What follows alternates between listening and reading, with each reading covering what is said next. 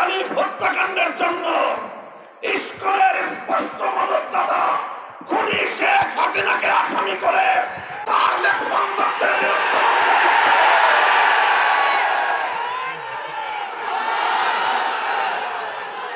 আমরা স্পষ্ট ভাষায় বলতে চাই, বিগত 15 বছর আমরা দেখেছি বাংলাদেশের অভ্যন্তরীণ প্রতিটি বিষয়ে কিভাবে শুধু অসৌজন্যমূলক নয় বরং কূটনৈতিক শিষ্টাচার বর্ধিত বাংলাদেশের অভ্যন্তরীণ ইস্যুতে চরম নগ্ন হস্তক্ষেপ করে বাংলাদেশের জনগণকে আহত ক্ষতবিক্ষত করে তুলেছে ভারত।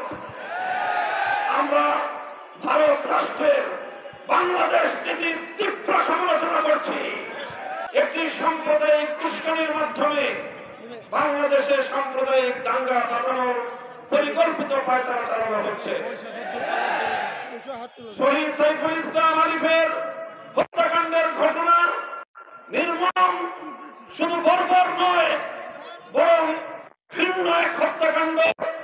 প্রকাশ্য দিবালোকে আদালত চত্বরে একটি সন্ত্রাসী সংগঠনের সশস্ত্র সন্ত্রাসীরা একজন তরুণ আইনজীবী সরকারি কর্মকর্তাকে টেনে হিচড়ে নিয়ে হত্যা করবে, এরকম বর্বরতার দৃশ্য দেখার জন্য বাংলাদেশ প্রস্তুত নয়। বাংলাদেশ আজ অগ্নিগর্ভ, বাংলাদেশের প্রতিটি মানুষের হৃদয় আজ রক্তক্ষরণ হচ্ছে। বাংলাদেশের অন্তর্বর্তীকালীন সরকারকে আমরা বলতে চাই, রক্তক্ষরণকে আপনারা বুঝবার চেষ্টা করুন এবং যে সকল হত্যাকারী হিসেবে চিহ্নিত ঘাতকদেরকে গ্রেফতার করা হয়েছে তাদেরকেই শুধুমাত্র বিচারের আওতায় আনলে চলবে না। আমাদের স্পষ্ট দাবি হলো এই ঘটনার নেপথ্যে যারা রয়েছে সেই নেপথ্য খুনিদেরকে বের করে মুখোশ উন্মোচন করতে হবে, তাদেরকেও বিচারের আওতায় আনতে হবে। ভারতকে আমরা স্পষ্ট বার্তা দিতে চাই, বাংলাদেশ নীতি পরিবর্তন করো, তোমরা বাংলাদেশ নীতি পরিবর্তন করো। বাংলার 20 কোটি মানুষ তোমাদের বিরুদ্ধে রাজপথে নামবে। বাংলাদেশ থেকে ভারতের কূটনৈতিক সম্পর্ক ছিন্ন করার জন্য দেশের মানুষ বাধ্য হবে। আমরা স্পষ্ট ভাষায় বলতে চাই, আইন শৃঙ্খলা রক্ষাকারী বাহিনীকে আমরা বলতে চাই, চিন্ময় কৃষ্ণ দাস তার তৎপরতার দ্বারা কথা দিবালোকের ন্যায় পরিষ্কার। সে ভিনদেশী গুপ্তচর হিসেবে ভূমিকা পালন করছিল। বারবার সে তার সেই প্রভুর দেশে গিয়ে সেখান থেকে নির্দেশনা নিয়ে এসে বাংলাদেশের অভ্যন্তরে নৈরাজ্য সৃষ্টি করবার পায়তারা চালিয়েছে।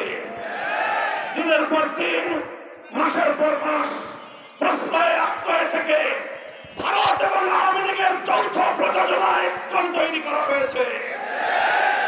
এই ইসকনকে নিষিদ্ধ করার মধ্য দিয়ে আওয়ামী লীগ এবং ভারতকে স্পষ্ট বার্তা দিতে হবে, বাংলাদেশ তোমাদের ষড়যন্ত্রের কাছে মাথা নত করবে না। আমরা রক্ত দেব, আমরা জীবন দেব, আমরা লড়াই করব, বাংলাদেশের গৌরব রক্ষা করব, রক্ষা করব।